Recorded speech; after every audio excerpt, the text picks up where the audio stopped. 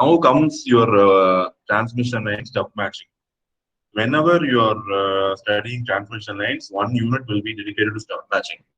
You know that in transmission lines working at high frequency, the important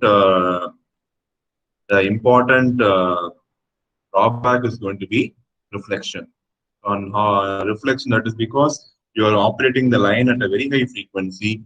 There definitely you will have reflection. How to minimize reflection? I need to have impedance matching. So impedance matching is one technique used in transmission lines to effectively transmit a signal from the source to your load.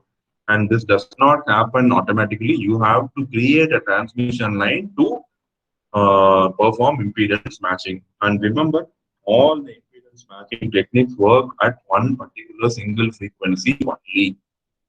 And we assume all the impedance are matched to 50 ohms.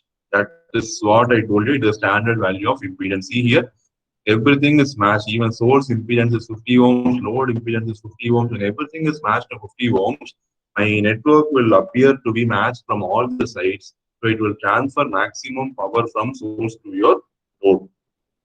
You see here, I am reading an amplifier parameters and I am reading and assigning that to the amplifier object.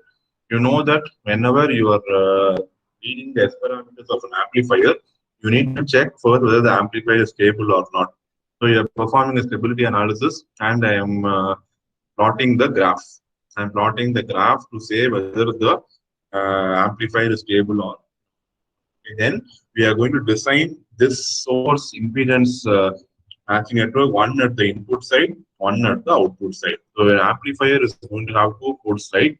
One is the input port, another one is going to be the output port, right? So I'm going to design one matching network at the input side, one matching network at the output side. So we'll do it step by step. I'm running this amplifier object, so it is reading the amplifier object. It is read successfully. Now I'm plotting the stability parameter. See here, the stability parameter is plotted here. Same way, I think problem with the title. I'll comment this title.